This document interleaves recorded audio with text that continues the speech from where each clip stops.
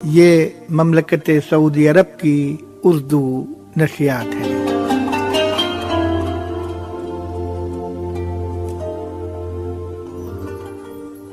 پیش خدمت ہے ہفتے وار پروگرام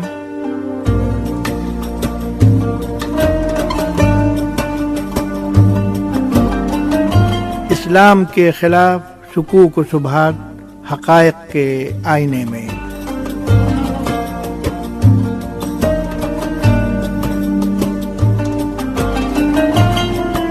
ترتیب و پیشکش ڈاکٹر شعیب نگرامی۔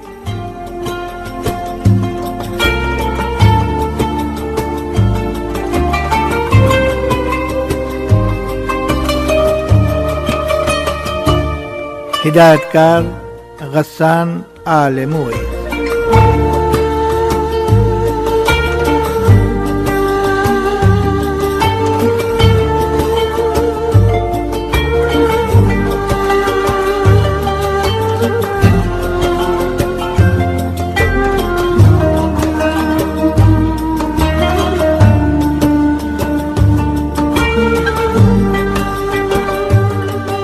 بسم اللہ الرحمن الرحیم۔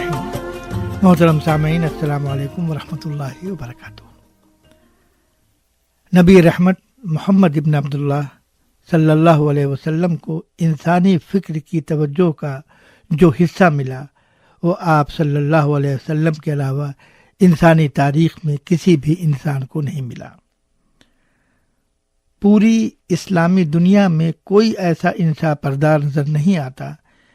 جسے تاریخ کا احترام اور قارئین کی قدردانی نبی رحمت صلی اللہ علیہ وسلم کی سیرت مبارکہ پر نئے انداز سے نظر ڈالے بغیر حاصل ہوئی ہو۔ لکھنے والوں نے بہت کچھ لکھا اور ہر نوعیت کے مضامین پر خامہ فرسائی کی، لیکن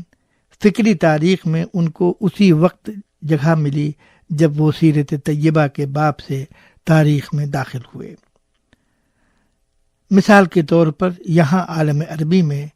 ڈاکٹر طہ حسین مرحوم نے کبھی مشرقی ادب اور کبھی مغربی ادب میں ہاتھ پاؤں مارے اور صحیح اور غلط نظریات کے چکر میں الجھے رہے، لیکن فکری تاریخ میں ان کی باریابی اسی وقت ہوئی جب انہوں نے علی ہامش السیرہ، الوعد الحق، الشیخان، الفتنۃ الکبریٰ نامی کتابیں لکھیں۔ اگرچہ ان کی تحریروں میں بہت سے ایسے نظریات ہیں جن کو حق بجانب نہیں کہا جا سکتا ہے۔ اسی طرح مصر ہی کے مشہور و معروف صاحب اسکول ادیب و ناقد عباس محمود العقاد مرحوم نے اپنی ابتدائی ادبی زندگی میں ابن رومی اور ابو نواس کو اپنا موضوع قلم بنایا، لیکن پھر بھی اسلامی قلب و فکر سے باہر رہے۔ البتہ اس باب میں انہیں اس وقت داخلہ ملا جب انہوں نے عبقریت محمد، عبقریت صدیق، عبقریت عمر اور عبقریت عثمان نامی کتابیں لکھیں،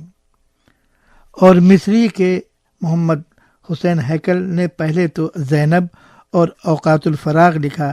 لیکن پائیدار فکر کی چوکھٹ اسی وقت ملی جب انہوں نے حیات محمد، الصدیق اور الفاروق نامی کتابیں لکھیں۔ اسی طرح ہمارے بر صغیر میں شبلی، جن کا شمار اردو کے ارکان خمسہ میں ہوتا ہے اور جنہوں نے اپنی نثر کو عربی و فارسی ادب کے جاندار اجزاء سے مالا مال کر کے اپنی تحریروں کو رنگین بنایا، ان کو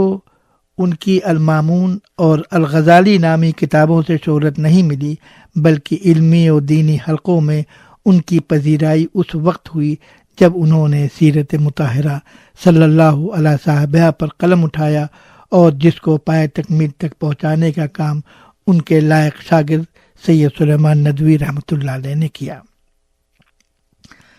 محترم سامعین، سیرت مطہرہ کا موضوع ہر دور میں مسلم علماء اور مفکرین کی فکر اور توجہ کا مرکز رہا، اور ہر ایک نے اپنی اپنی وسعت و توفیق کے مطابق اس موضوع پر لکھا۔ اس کی مثال اس سدا بہار چمن کی ہے جو اپنے پھولوں کی رنگ و نکھت اور رونق و شادابی کے باعث ہمیشہ مرقع جمال و کمال بنا رہتا ہے۔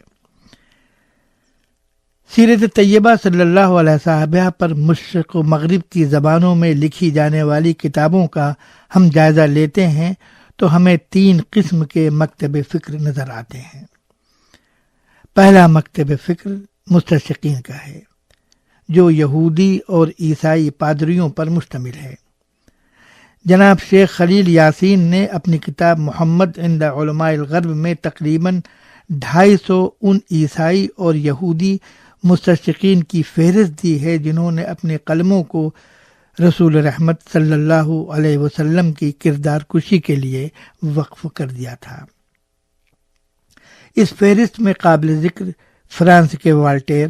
انگلینڈ کے زویمر، جرمنی کے گولڈ زہر اور انگلینڈ ہی کے ولیم موئر اور مونٹ گومری واٹ نامی مستشرقین ہیں، جن کی تحریروں کا ہم علمی محاکمہ انشاءاللہ اپنے اس پروگرام کی آئندہ قسطوں میں کریں گے۔ رسول رحمت صلی اللہ علیہ وسلم پر ان مستشرقین کی تحریروں کا مقصد یہ ہے کہ وہ ان کو اپنے ماحول، مزاج اور سیاسی اور مشینری مقاصد کے ماتحت بنا دیں۔ چنانچہ جرمن مستشرق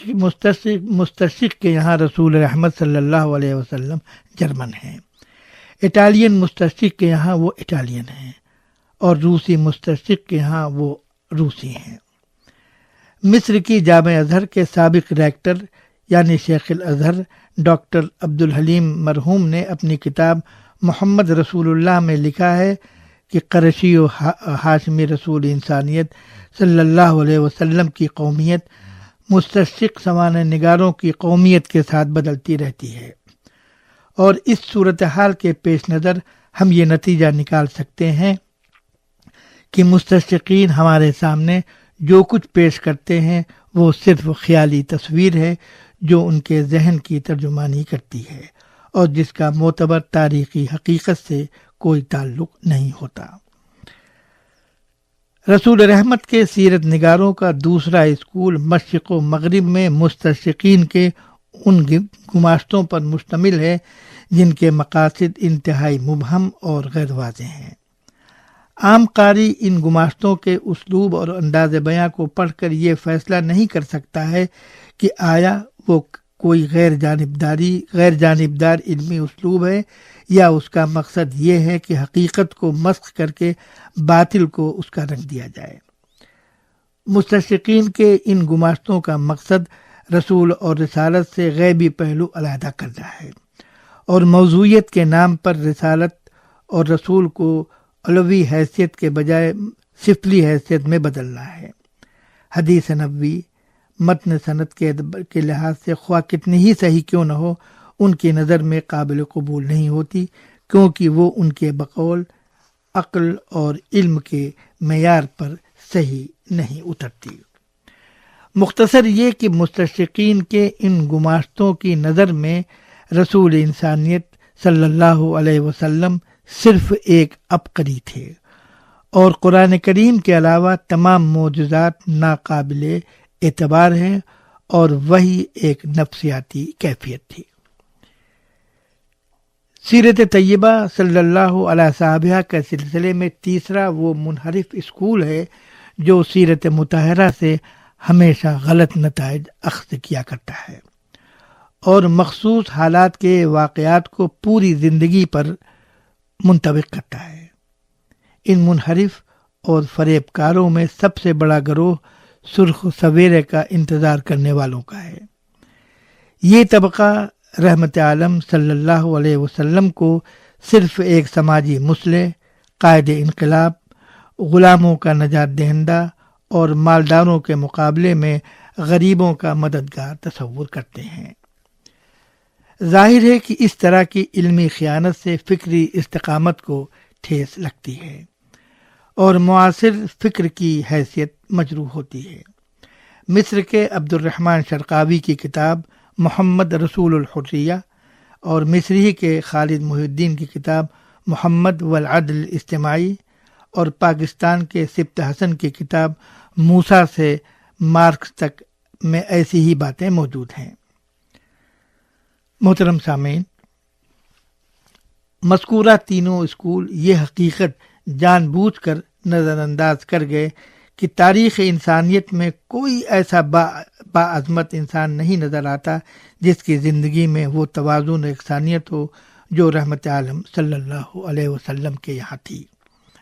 آپ کی مبارک زندگی اس پرسکون دریا کے مانند ہے جس کی روانی میں دولت کی تیز ہواؤں، غربت کے سخت جھونکوں، ظلم و اضطراب کی آزمائشوں اور فتح و کامیابی کی مسرتوں سے کوئی رکاوٹ نہیں پیدا ہوتی۔ ہمارے اسلاف جو ہماری فکری میراث کے معمار بھی ہیں اور محافظ بھی، انہوں نے رحمت عالم صلی اللہ علیہ وسلم کی مبارک زندگی کے ان تمام گوشوں کو اجاگر کیا۔ مثال کے طور پر ہمارے محدثین بخاری و مسلم، ترمذی، ابو داؤد، نسائی، ابن ماجہ، مالک اور احمد ابن حنبل رحمہم اللہ کا کام صرف یہی تھا کہ آپ صلی اللہ علیہ وسلم نے جو کچھ فرمایا اس کو جمع مرتب کیا، کیونکہ قرآن کریم کے بعد اسلام اور اسلامی فکر کا یہی ماخذ ہے۔ اور پھر فقہا کا کام یہ تھا کہ احادیث کی سند پر اطمینان کے بعد ان کو سمجھیں اور قرآن کریم کے بعد ان سے شرعی احکام مستنبط کریں۔ معزز سامعین، سیرت مطہرہ صلی اللہ علیہ وسلم کے مطالعے کے لیے جو مناسب اور صحیح منہج ہے وہ علمی اور تاریخی حقائق کا مطالعہ ہے، اور اس منہج کا خلاصہ یہ ہے کہ مؤلف ہر طرح کے دباؤ اور جانبداری سے خالی ہو، حقیقت کو محسوس کرے اور تسلیم کرنے کے لیے اس کا سینہ کشادہ ہو، اس میں حقیقت تک پہنچنے اور اسے متاثر ہونے کی سچی رغبت موجود ہو، اور پھر اس کے بعد وہ سیرت مطہرہ کے اصلی ماخذ سے کام لے۔ اور سامعین، یہ اصلی ماخذ انشاءاللہ ہمارے اس پروگرام کی اگلی قسط کا موضوع ہوں گے۔